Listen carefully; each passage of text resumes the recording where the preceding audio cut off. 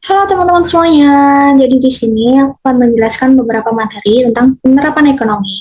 Langsung simak saja yuk. Aku share screen terlebih dahulu. Bentar ya.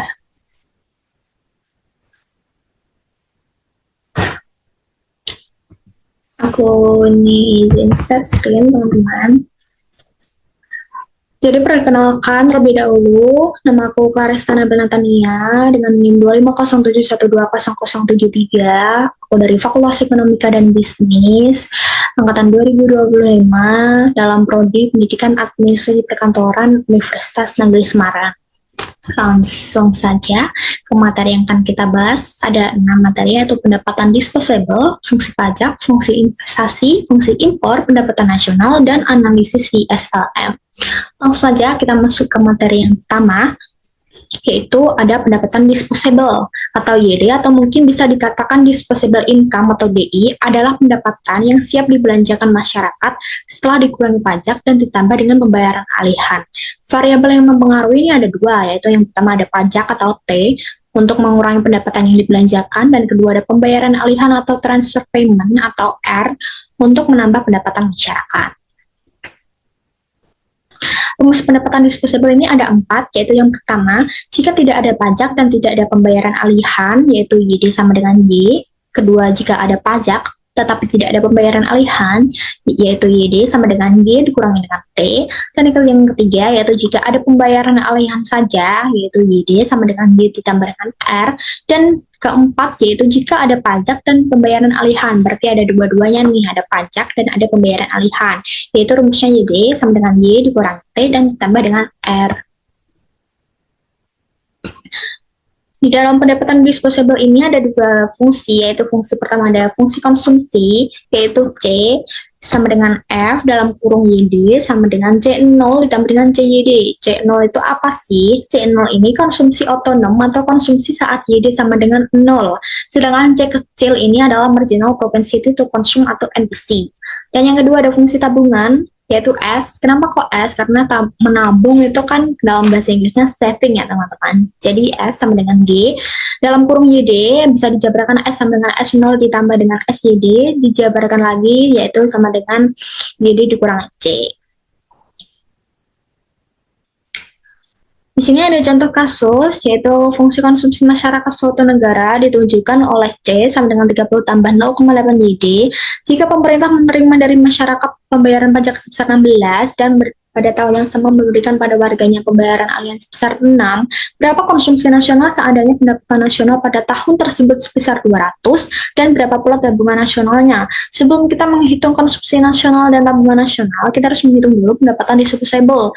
Seperti rumus seperti ini ya, karena di sini soalnya diketahui pajak dan pembayaran alihan, berarti ada dua-duanya seperti rumus tadi, yaitu rumus terakhir, rumus keempat. Jika ada pajak dan pembayaran alihan, berarti rumusnya yes dikurangi dengan T ditambah dengan R, yaitu Y pendapatan nasionalnya sebesar 200 sudah diketahui, dan T itu pajaknya sebesar 16 dan pembayaran alihannya 6, berarti Y dikurangi T tambah R berarti 200 kurangi 16 tambah 6 hasilnya 190.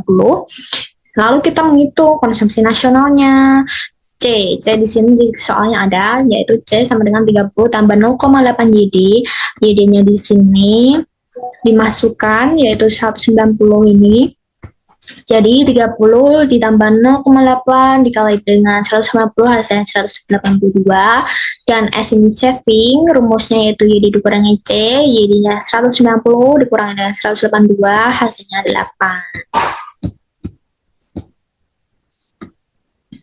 Kita langsung saja ke fungsi pajak. Yang pertama ada pajak otonom, yaitu pajak yang besarnya tetap dan tidak dipengaruhi pendapatan, yaitu T sama dengan T0. Dan kedua pajak proporsional, yaitu pajak yang besarnya berubah sesuai pendapatan, yakni persentase tertentu dari Y, yaitu rumusnya T sama dengan TY. Dan ketiga ada pajak campuran, merupakan kombinasi antara pajak tetap dan pajak berdasarkan pendapatan, yaitu rumusnya T sama dengan T0 ditambah dengan TY.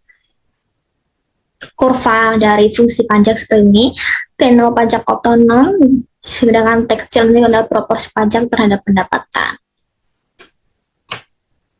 Di sini ada contoh soal fungsi pajak, yaitu diketahui pajak otonom atau T0-nya 40, tarif pajak T kecil 0,1, pendapatan nasional lebih besar 500, berapa jumlah pajaknya? Jika diketahui dua-duanya, tiga-tiganya ini dirumuskan sebagai T sama dengan T0 ditambah dengan TY, T0-nya 40 ditambah T kecil 0,1 dikali dengan Y, pendapatan nasional 500, dihitung terlebih dahulu, lalu ditambahkan 40, hasil dari jumlah pajaknya 90. Lanjut, kita ke fungsi investasi. Investasi berbanding terbalik dengan tingkat bunga. Jika tingkat bunga tinggi, orang atau perusahaan lebih memilih menabung di bank karena hasil rate atau return dari menabung lebih menarik. Yang kedua, akibatnya permintaan investasi turun karena biaya pinjaman menjadi mahal. Dan yang ketiga, yaitu jika tingkat bunga rendah, investasi meningkat karena biaya modal lebih murah. Rumus umum fungsi investasi atau I besar ini sebagai fungsi dari tingkat bunga atau I kecil dirumuskan sebagai I sama dengan I0 dikurangi dengan PI. I0 investasi otonom, P besarnya penurunan investasi ketika tingkat bunga naik 1 unit, dan I kecil adalah tingkat bunga. Di sini ada contoh kasus, jika permintaan akan investasi ditunjukkan oleh I sama dengan 250 dikurangi 500I, berapa besarnya investasi pada saat tingkat bunga bank yang berlaku setinggi 12%, dan berapa pula investasi bila tingkat bunga tersebut 30%. Kita tulis terlebih dahulu I-nya I sama dengan 250 kurang 500I, kita menghitungnya setinggi 12% terlebih dahulu, dijadikan desimal, lalu 0,12 itu dimasukkan dalam I kecil ini, hasilnya adalah segini ya, diakumulasikan. Dan jika tingkat bunganya 30%, berarti 30% dijadikan desimal, lalu tetap dimasukkan dalam I ini, 0,30 dimasukkan dalam I kecil, hasilnya ini. Seperti biasa, ini dihitung terlebih dahulu, baru 250 kurangi hasil yang udah dihitung. Seperti itu ya teman-teman. Ini adalah gambar kurvanya. Lanjut, kita ke fungsi impor. Impor suatu negara merupakan fungsi dari pendapatan nasionalnya dan cenderung berkorelasi positif. Semakin besar pendapatan nasional suatu negara, semakin besar pula kebutuhan atau hasratnya akan barang-barang dari luar negeri, terutama barang modal bagi negara yang sedang berkembang, sehingga nilai impornya pun semakin besar. Rumusnya adalah M sama dengan M0 ditambah dengan MY. M0 ini impor otonom, Y pendapatan nasional, sedangkan M kecil ini adalah marginal propensity to import. Contoh kasusnya adalah bentuklah persamaan impor suatu negara bila diketahui impor otonomnya 25 dan marginal propensity to importnya 0,05. Berapa nilai impornya jika pendapatan nasional sebesar 600? Berarti ini diketahui impor otonomnya M025, marginal propensity to importnya 0,05, berarti M kecil. Langsung saja ke rumusnya, yaitu M besar sama dengan M0 tambah MY. Berarti ini dimasukkan ya. Pada tingkat Y, pendapatan nasional 600 itu berapa nilai impornya? Berarti Y ini dimasukkan 600. Berarti ini dihitung terlebih dahulu seperti biasa, lalu diakumulasi. Dan ini adalah kurvanya. Lanjut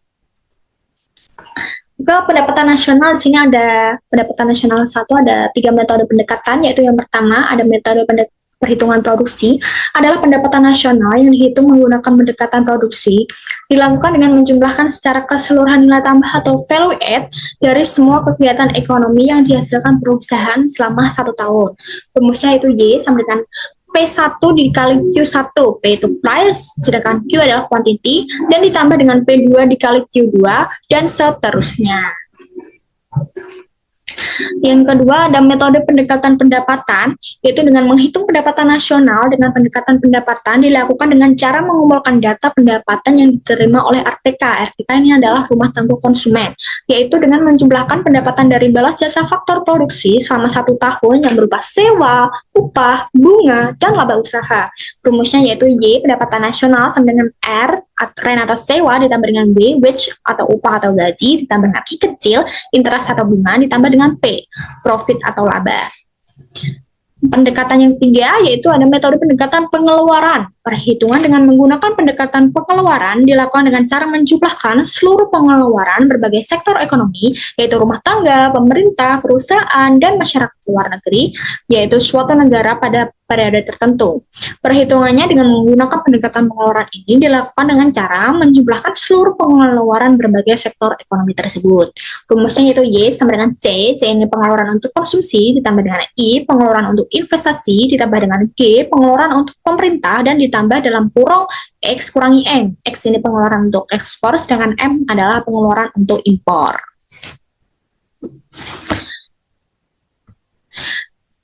Dan selanjutnya di sini ada pendapatan nasional 2 sampai 4 sektor. Yang tadi kan pendapatan nasional 1 ada 3 metode pendekatan. Dan ini pendapatan nasional 2 sektor merupakan perekonomian yang hanya digerakkan oleh 2 pelaku ekonomi, namanya aja 2 sektor, berarti digerakkan oleh 2 pelaku ekonomi, yaitu sektor rumah tangga dan sektor badan usaha dengan rumusnya sama dengan C plus I. Dan ada pendapatan nasional 3 sektor, merupakan perekonomian yang digerakkan oleh 3 pelaku ekonomi, yaitu sektor rumah tangga, sektor badan usaha, dan sektor pemerintah. Rumusnya Y sama dengan C plus I plus G. Dan yang ketiga, yaitu ada pendapatan nasional 4 sektor perekonomian yang digerakkan oleh 4 pelaku ekonomi, yaitu sektor rumah tangga, sektor badan usaha, sektor pemerintah, dan sektor perdagangan dengan luar negeri, yaitu dengan rumus Y sama dengan C plus I plus G plus dalam kurung X dikurangi dengan M. Kita langsung contoh kasus, hitunglah pendapatan nasional suatu negara jika diketahui konsumsi otonom masyarakatnya sebesar 500, MPS-nya 0,2, investasi yang dilakukan oleh sektor badan usaha sebesar 300, dan pengeluaran pemerintahnya sebesar 250, sedangkan nilai ekspor dan impornya masing-masing 225 dan 175 nih.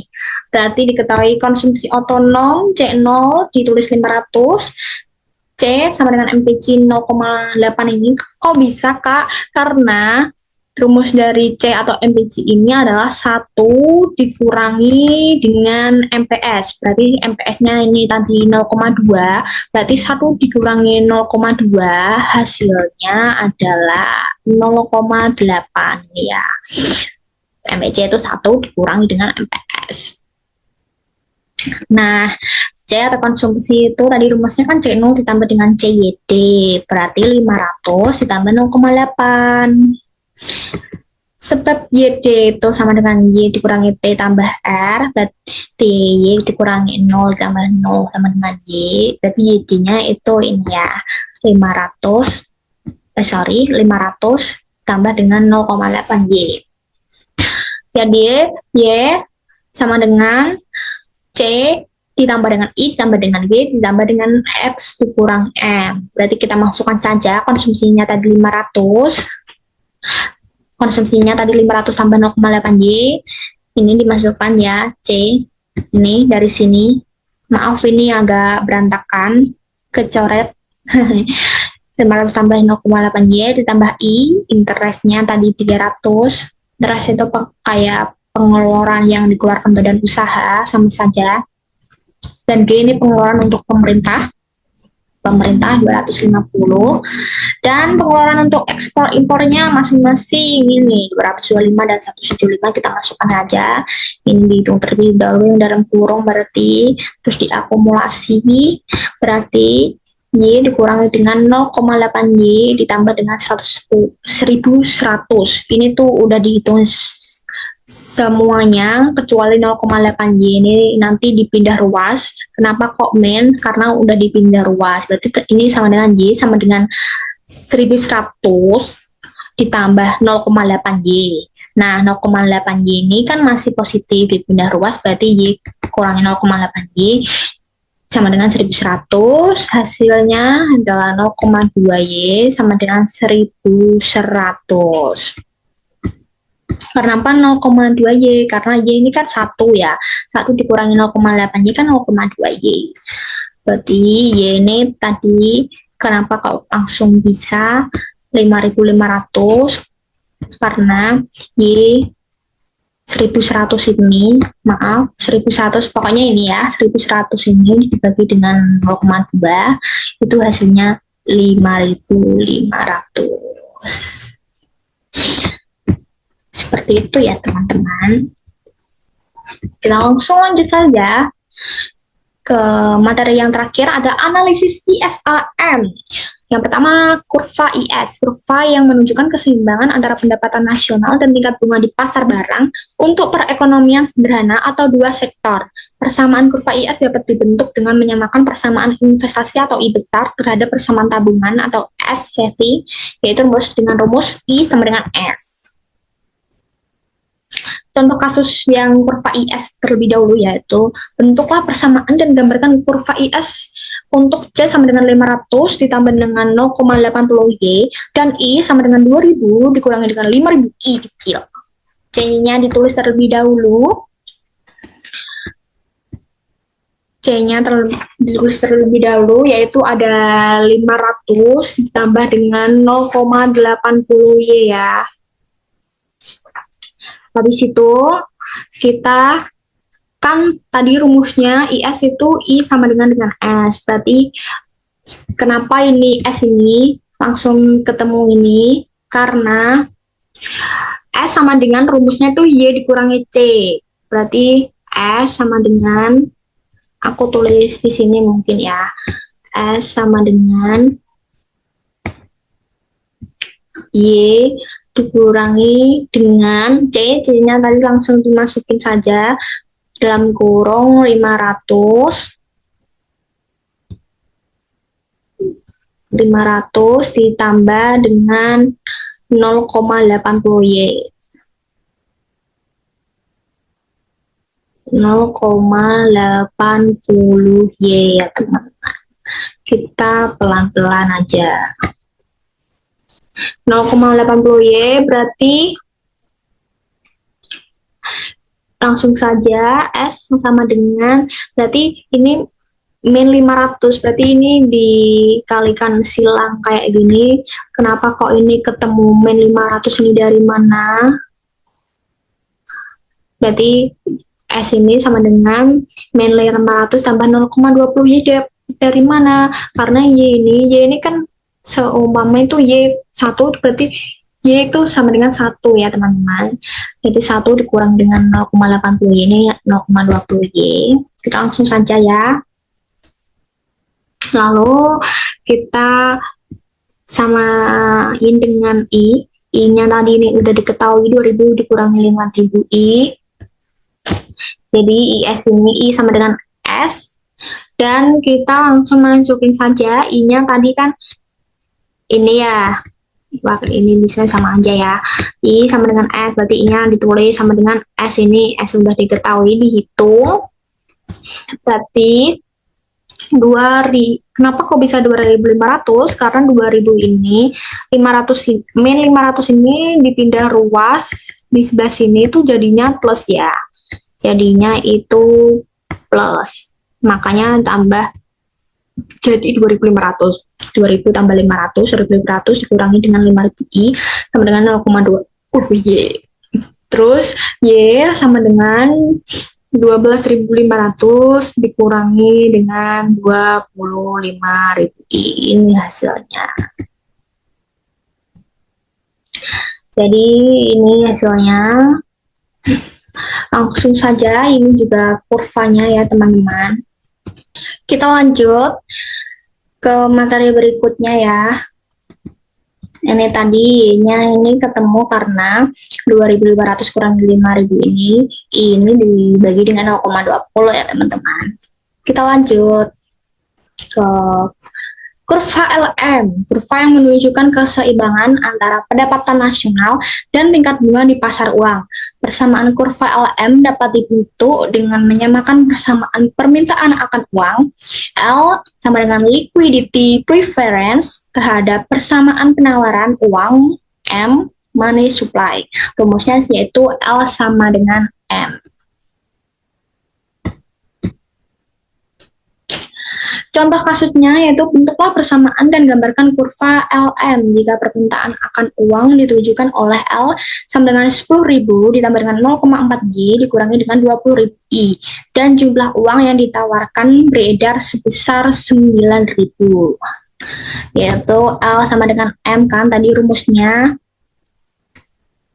Berarti L ini tadi ditulis terlebih dahulu ya. L-nya 10.000 tambah 0,4Y kurangi 20.000 I sama dengan M. M itu tadi jumlah uang ya, money. 9.000, berarti ini dijumlah terlebih dahulu. Hasilnya 0,4Y. Jadi ini 10.000 ini dipindah ruas di sebelah kanan, kan tadi plus, dipindah ruas di sebelah kanan jadi min. Berarti ini dikurangi 10.000 ya. 10.000 sini ya. Ini min 1.000 ditambah dengan 20.000 I. Ini tadi kan min juga dipindah ruas jadi plus. Jadi sini ya. Jadi plus. Berarti ini 0,4Y sama dengan min 1.000 tambah 20.000 I. Y-nya sama dengan ini tadi dihitung. Berarti min 1.000 ditambah dengan 20.000 I dibagi 0,4. Hasilnya Y-nya min 2.500 tambah 50.000 I. Dan ini adalah kurvanya. Kita lanjut ke analisis ISLM ini jika digabungkan jadi keseimbangan serempak. Keseimbangan serempak di pasar barang dan pasar uang ditunjukkan oleh perpotongan antara kurva IS dan kurva LM. Contoh kasusnya tadi seperti kasus yang kurva IS dan LM, ini jika digabungkan tadi ini hasil kurva IS, ini hasil kurva LM. Ini kalau 12 berarti ini dipindah ruas, min 2.500 dipindah ruas jadi plus 12.500 ditambah 2.500 jadi hasilnya 15.000, dan ini 50.000 I tetap di sini, yang dipindah ruas 25.000 I, di sini min dipindah ruas di sebelah kanan jadi plus, hasilnya 75.000 I, dan I-nya ini ketemu 0,20 karena 15.000 dibagi dengan 75.000 hasilnya 0,20. Dengan memasukkan I-nya 0,20 ke dalam persamaan IS atau LM, diperoleh Y sama dengan 7.500. Jika ini tadi I-nya, I kecil ini dimasukkan, hasilnya Y-nya itu 7.500 ya. Jadi begitu teman-teman, buat materi-materi yang sudah dijelaskan, dan ini kurva ISLM jika digabungkan jadi satu. Dan thank you jika sudah menyimak atas presentasi dan hasil diskusi dari aku tentang penerapan ekonomi. Sampai jumpa, see you.